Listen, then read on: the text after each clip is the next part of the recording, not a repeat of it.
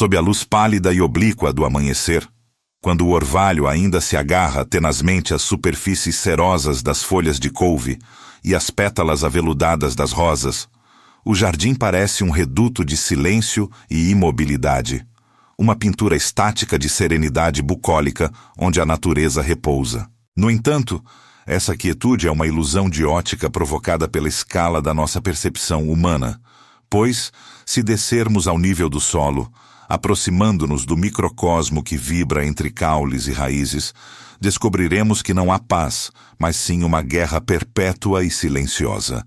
Um teatro de operações militares, onde estratégias de emboscada, cercos táticos e armamentos biológicos são empregados com uma precisão evolutiva aterrorizante. Neste campo de batalha invisível, onde a sobrevivência é decidida em milissegundos e a misericórdia é um conceito inexistente, as nossas plantações e flores são o território disputado, cercado por hordas de invasores vorazes conhecidos como pragas, que, se deixados sem controle, dizimariam colheitas inteiras e jardins ornamentais em questão de dias. Contudo, as plantas não estão indefesas, pois a natureza, em sua infinita sabedoria de autoagulação, convocou exércitos de defensores, predadores especializados e assassinos eficientes que patrulham o verde em busca de intrusos. Entre a vasta biodiversidade de artrópodes que habitam este ecossistema, 4 grupos de insetos se destacam não apenas pela sua eficácia letal, mas pela importância crítica que desempenham na manutenção do equilíbrio agrícola e ecológico, atuando como guardiões insubstituíveis das nossas fontes de alimento e beleza. O primeiro destes guardiões é frequentemente mal compreendido, escondido sob uma carapaça de cores vibrantes e uma reputação de simpatia infantil que mascara sua verdadeira natureza de predador insaciável. Estamos falando das joaninhas, membros da família Coccinellidae, pequenos besouros hemisféricos que, para o olhar leigo, são apenas adornos coloridos do jardim, mas que, para as colônias de pulgões, representam o apocalipse encarnado. A eficácia da joaninha, como agente de controle biológico, começa muito antes de ela adquirir sua famosa carapaça vermelha com bolinhas pretas. É na fase larval que sua voracidade atinge picos assustadores.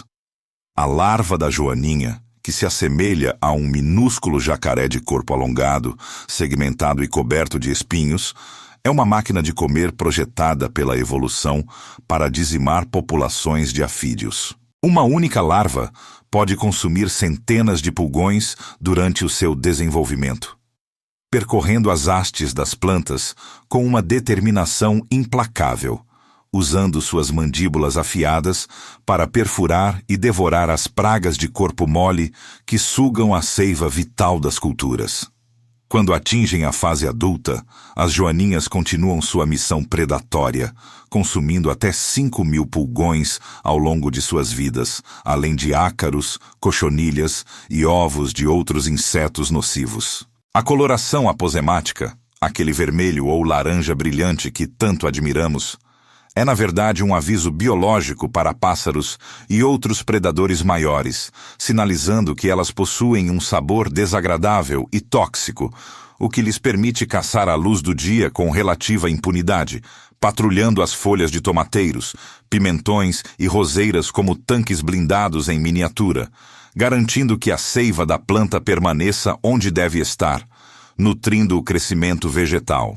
Enquanto a joaninha atua como uma força de infantaria blindada, o segundo inseto desta lista de elite opera como um mestre das forças especiais, um especialista em camuflagem e emboscada, que transformou a paciência em uma arma mortal. O louva-a-Deus. Pertencentes à ordem Mantodea, estes insetos são a personificação da letalidade elegante, com corpos que mimetizam perfeitamente galhos secos, folhas verdes ou até mesmo a textura de líquens, permitindo-lhes desaparecer completamente no cenário. Sua estratégia não é a perseguição ativa, mas a espera calculada. Um louva-a-Deus pode permanecer imóvel por horas, uma estátua viva, cujos únicos movimentos são o leve balançar que imita uma folha ao vento e o girar de sua cabeça triangular, capaz de rotacionar 180 graus, conferindo-lhe um campo de visão binocular e tridimensional único entre os insetos, essencial para calcular a profundidade e a distância exata de sua presa. Quando uma lagarta, um gafanhoto, um percevejo ou até mesmo uma mariposa pousa inadvertidamente ao seu alcance, o louva-a-Deus rompe sua imobilidade com uma velocidade que desafia o processamento visual humano. Suas patas dianteiras, modificadas em estruturas raptoriais serrilhadas como lâminas medievais, disparam em um arco de ataque que dura frações de segundo, empalando a vítima e trazendo-a inexoravelmente para as mandíbulas do predador. Eles são vorazes e generalistas, o que significa que não discriminam o tipo de praga que eliminam, limpando hortas de uma vasta gama de insetos herbívoros que, de outra forma, causariam danos estruturais massivos às plantas. A presença de um louva-a-Deus em um arbusto é a garantia de que qualquer criatura que tente se alimentar daquela planta terá que enfrentar um dos assassinos mais eficientes da natureza. Se o louva-a-Deus é o mestre da emboscada visível, o terceiro guardião opera muitas vezes sob o manto da noite ou nas sombras mais profundas da folhagem, sendo um dos aliados mais subestimados e desconhecidos do agricultor urbano. O crisopídeo, popularmente conhecido na sua fase adulta como bicho de olhos dourados e na fase larval, como bicho lixeiro. O adulto é uma criatura etérea, de asas transparentes e reticuladas, que parecem feitas de renda verde pálida, alimentando-se principalmente de néctar e pólen, o que também o torna um polinizador acidental. No entanto, é a sua prole que justifica sua inclusão neste panteão de protetores. As larvas de crisopídeos são predadores brutais, apelidadas por entomologistas de leões de pulgões. Elas possuem mandíbulas em forma de foice, ocas por dentro, que utilizam para perfurar o corpo de suas presas e injetar enzimas digestivas potentes que liquefazem os órgãos internos da vítima, permitindo que a larva sugue o conteúdo como um milkshake proteico. O que torna o bicho lixeiro particularmente fascinante e grotesco é o seu comportamento de camuflagem ativa. Muitas espécies carregam nas costas os exoesqueletos vazios de suas vítimas, pedaços de líquen e detritos vegetais, criando uma armadura de lixo que as esconde de seus próprios predadores e as permite infiltrar-se nas colônias de pragas sem serem detectadas pelas formigas que frequentemente protegem os pulgões. Esta estratégia de lobo em pele de cordeiro, ou melhor, assassino em pele de lixo, permite que uma única larva limpe uma planta infestada com uma eficiência metódica, sendo particularmente útil em estufas e plantações densas, onde o controle químico é difícil de aplicar uniformemente. Finalmente, chegamos ao quarto e talvez mais sofisticado membro deste quarteto, um grupo de insetos que elevou o controle biológico a um nível de ficção científica, utilizando a biologia de seus inimigos contra eles mesmos, as vespas parasitoides.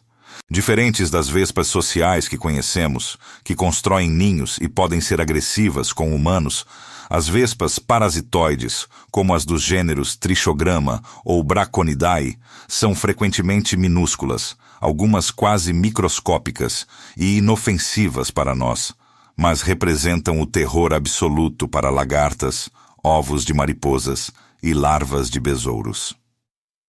O ciclo de vida destas vespas é uma obra-prima de adaptação evolutiva macabra. A fêmea, guiada por sinais químicos complexos emitidos pelas próprias plantas, quando estas estão sob ataque, um grito de socorro químico, localiza a praga hospedeira com precisão cirúrgica. Utilizando um ovipositor, que funciona como uma agulha hipodérmica, ela injeta seus ovos dentro do corpo da lagarta ou do ovo da praga. O que se segue é uma destruição lenta e interna. As larvas da vespa eclodem dentro do hospedeiro e começam a consumi-lo vivo, preservando estrategicamente os órgãos vitais até o último momento para garantir que a carne permaneça fresca. Eventualmente, as larvas emergem, matando o hospedeiro e tecendo seus casulos sobre a carcaça, prontas para reiniciar o ciclo. Este método não apenas elimina a praga individual, mas interrompe o ciclo reprodutivo da espécie invasora de forma definitiva, impedindo que centenas de novos insetos nasçam. O controle exercido pelas vespas parasitoides é tão eficaz que elas são criadas em laboratórios e liberadas aos milhões em grandes culturas agrícolas ao redor do mundo, substituindo toneladas de pesticidas químicos. A compreensão profunda da atuação destes 4 insetos, a joaninha, o louva-a-Deus, o crisopídeo e a vespa parasitoide, nos obriga a reconsiderar nossa relação com o jardim e a agricultura. O uso indiscriminado de inseticidas de amplo espectro é, sob esta ótica, uma estratégia suicida, pois, ao tentar eliminar as pragas, frequentemente dizimamos primeiro as populações destes predadores benéficos, que são mais sensíveis aos venenos e demoram mais para se recuperar populacionalmente do que as pragas, que se reproduzem rapidamente.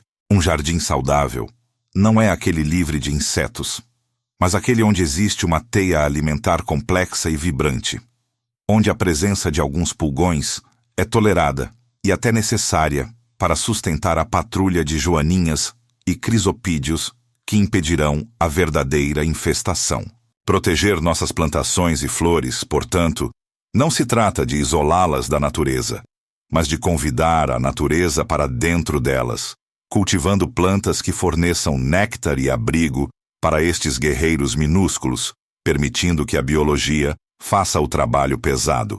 Ao observarmos um louva-a-Deus imóvel em um galho de manjericão ou uma joaninha patrulhando uma folha de hibisco, não estamos vendo apenas insetos, estamos testemunhando os guardiões de um equilíbrio milenar, os soldados silenciosos que garantem que, a cada manhã, o jardim possa despertar novamente sob o orvalho, vivo, produtivo e resiliente.